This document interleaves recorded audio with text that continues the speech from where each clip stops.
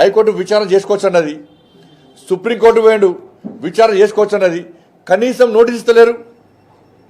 ఆయన తప్పు లేదే, ఆయన ఇన్వాల్వ్మెంట్ లేదే కోర్టుకు పోయింది. ఆయనే సాక్షాత్తు రాష్ట్ర ముఖ్యమంత్రి గారు మంత్రులు అందరూ అన్నారు కేసీఆర్ కొడుకు ప్రమేయం ఉంది దీనిలో అని చెప్పని.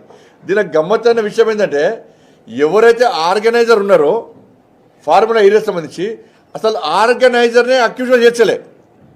ఆర్గనైజర్ ఎవరైతే ఉన్నారో ఆర్గనైజర్నే అసలు అక్యూజన్ చేర్చలే. కానీ విచారణ ఎడిపోతుంది?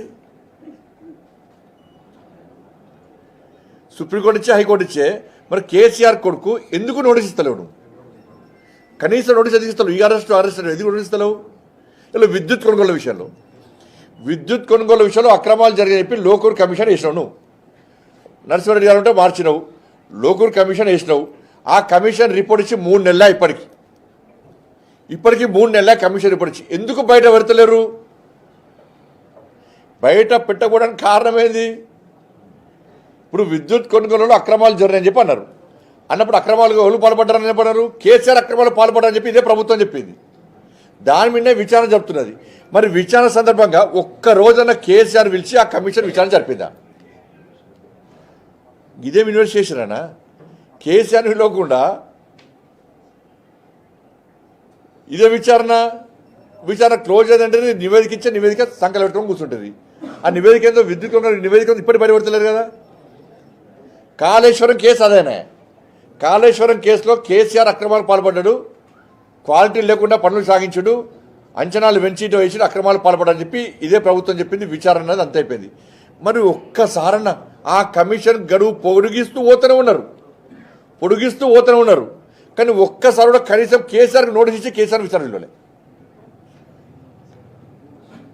కేసీఆర్ కొడుకునిలోలే, కేసీఆర్ అల్లునిలోలే ఇదే విచారణ. మరి ఒక్క నోటీస్ కనీసం కేసీఆర్ కుటుంబాన్ని టచ్ చేసే సాహసం మీరు చేయలే.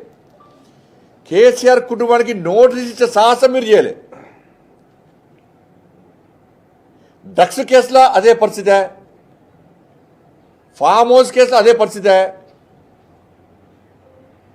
కేసీఆర్ కొడుకు వచ్చి డ్రగ్స్ తీసుకున్నాడు మనకు ఆధారం అరెస్ట్ చేస్తామన్నారు. ఏమయ్యా మరి? హైడ్రా పేరుతో కూల్స్తున్నాం పేదలు ఇల్లు కూర్చున్నారు. జన్వాడ ఫామ్ హౌస్ ఎందుకు కూర్చలేవు?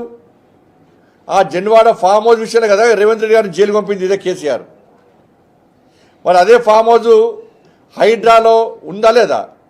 హైడ్రా ఎందుకు కూర్చలేదు? గిన్ని కేసులు ఉన్నాయి, ఒక్క నోటీసు కనీసం కేసీఆర్ కుటుంబానికి వెళ్ళే, కేసీఆర్ కుటుంబాన్ని టచ్ చేసే ప్రయత్నం చేయలే. సిబిఐకి ఇవ్వమంటే సిబిఐకి ఇచ్చే ప్రయత్నం చేస్తలేరు. ఇలా నేరుగా వచ్చే అవకాశం లేదు. అయితే రాష్ట్ర ప్రభుత్వం కోరాలి అంటే కోర్టు ఆదేశాలు ఇస్తేనే సిబిఐ విచారణ జరిపే అవకాశాలు ఉన్నాయి. మరి మేమేం చేస్తాము? లిక్కర్ కేసులో ఈడీ సిబిఐ విచారణ జరిపినాక ఏమైంది? కేసీఆర్ బిడ్డ తీసుకొని లోపల వేసినామా లేదా? వేసి చూపెట్టినామా లేదా? మేము చేసినాం. కేసీఆర్ కుటుంబంలో అరెస్ట్ చేసినాం మేము. కానీ మీరు కేసీఆర్ కుటుంబాన్ని టచ్ చేస్తున్నారు, కనీసం నోటీస్ ఇస్తున్నారంటే మీ ఇద్దరి మధ్య లాలూచి ఏంది? చీకటి ఒప్పందాలు ఏంది? బీఆర్ఎస్ పార్టీ తెలంగాణ రాష్ట్రంలో ఎమ్మెల్సీ ఎన్నికల్లో ఎందుకు పోటీ చేస్తలేదు?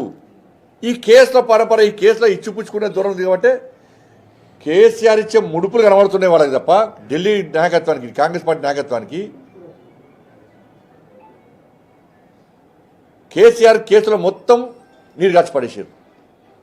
ఎక్కడ కూడా కనీసం కేసీఆర్ నోటీస్ ప్రయత్నం చేస్తున్నారు. తెలంగాణ సమాజం ఆలోచించాలి. ఇన్ని విషయాలు చెప్పాను నేను, ఇది వాస్తవం. అరే కేసీఆర్ పేరుందంటారు, కేటీఆర్ పేరుందంటారు, హరీష్ రావు పేరుందంటారు, అన్ని పేరు ఉంటారు. ఒక నోటీస్ చేయరు, ఒక కేసు పెట్టరు, ఒక అరెస్ట్ చేయరు.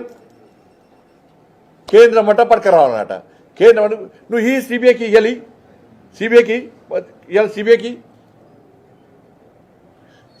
ఇచ్చినాక అప్పుడు విమర్శలు చేయి. నీ చేత పని విచారణ చేసేది నువ్వు, అరెస్ట్ చేయాల్సింది నువ్వు, నోటీసు ఇవ్వాల్సింది నువ్వు, విచారణ చేసేది నువ్వు. మీ చేతిలో ఉన్నటువంటి ఈ విషయాన్ని కేంద్రం మీద రుద్దితే ఇది ఎంతవరకు కరెక్ట్?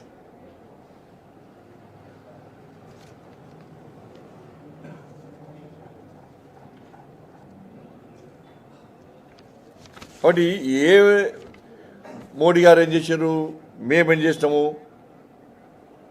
మూసినకి ఇస్తలేరు, మూసిన పక్షాల పైసలు ఇస్తలేరు, మెట్రో తీసుకోవడానికి కిషన్ గారు అడ్డుపడుతున్నారు. అంటే మూసీ నది యమున గంగా సబర్మతిని ప్రక్షాళన చేస్తున్న వాస్తవం, అది తక్కువ ఖర్చుతోనవుతున్నది. మరి మూసీ పరిస్థితి ఏంది? 15,000 కోట్ల రూపాయలతో అయినటువంటి మూసీ ప్రక్షాళనను కాంగ్రెస్ పార్టీ ప్రభుత్వం ఏం చేసింది?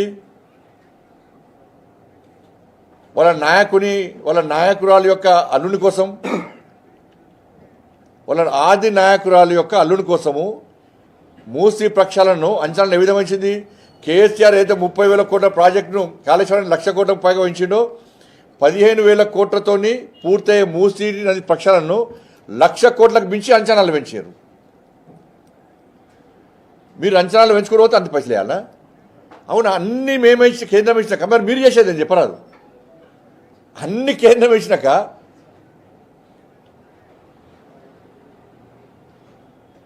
ఇలా ఆడికి 7 రూపాయలు ఇచ్చారు, బీహార్కు, యూపీకి 3 రూపాయల 40 పైసలు ఇచ్చారు, తెలంగాణకు 40 పైసలు ఇచ్చారు. అంటే ఆ రాష్ట్రంలో పేదరికము, ఆ రోజు రాష్ట్రంలో పరిస్థితులు పట్టిస్తారు. అట్లా హైదరాబాద్లో పనులు ఎక్కువ వస్తాయి, రెవెన్యూ ఎక్కువ వస్తుంది, ఆదిలాబాద్లో తక్కువ వస్తుంది. మొత్తం హైదరాబాద్కి ఏమని చెప్తావు? ఇస్తావా? హైదరాబాద్కి మొత్తం ఇవ్వాలని చెప్పి ఇస్తే ఆదిలాబాద్లోనే పోవాలి. మరి ఇవన్నీ తెలిసి కూడా ప్రజల లోపలకు అయోమయం సృష్టించి రాజకీయ లబ్ధి పొందడానికి మాత్రమే ఇవాళ